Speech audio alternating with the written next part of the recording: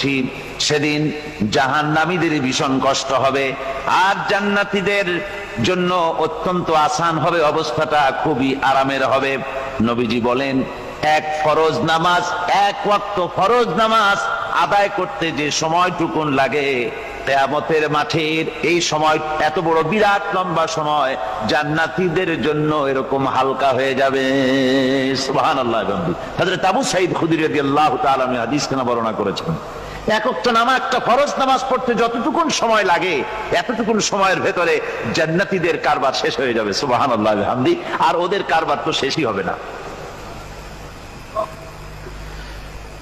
وَيَوْمَ تَشَقَّقُ السَّمَاءُ بِالْغَمَامِ وَنُزِّلَ الْمَلَائِكَةُ تَنزِيلًا।